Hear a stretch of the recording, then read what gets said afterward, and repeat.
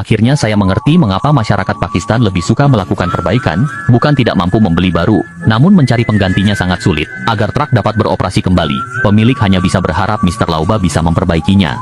Melihat kondisi master rem belakang tersebut, Mr. Lauba mengatakan bahwa memperbaikinya dengan lem besi, bisa menyebabkan truk langsung berpindah ke alam sebelah. Agar truk dapat berjalan dengan aman hingga ke negara Konoha, Mr. Lauba berencana membuat piston pompa tersebut dari potongan poros. Tentu saja proses ini memerlukan keahlian tingkat 8.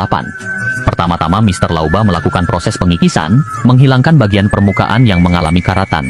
Setelah diameter lingkaran memenuhi data ukuran, berikutnya ahli tersebut melakukan pengukuran ruang diameter lingkaran sil karet dan panjang ruang sil karet. Lalu melakukan proses pengikisan, membuat ruang tempat duduknya sil karet. Karena fungsi mata pahat pertama terbatas, ahli tersebut menggantinya dengan mata pahat potong, bertujuan agar dapat memperdalam proses pengikisan. Sekarang piston pompa mulai terbentuk, namun agar dapat membentuknya secara sempurna, maka perlu melakukan pemotongan sederhana. Karena batang piston memiliki baut penyetel, tentu saja perlu membuatnya menggunakan mata bor secara bertahap. Bagi Mr. Lauba, perbaikan seperti ini tidaklah sulit, yang sulit adalah mengembalikan fungsi jembatan emas Bangka Belitung.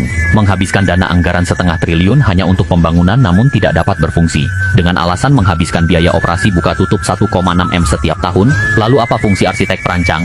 Saya pun tidak tahu. Berikutnya mewarnai lubang yang telah dibuat menggunakan spidol, dan melakukan proses pembuatan ulir.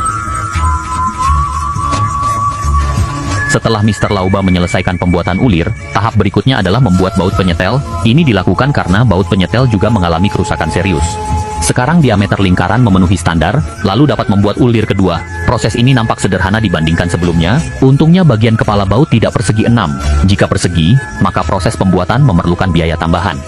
Karena fungsi mesin bubut terbatas, Mr. Lauba hanya bisa menggunakan mesin gerinda untuk membuat nok pengunci baut dan melanjutkan proses penggambaran alur gigi.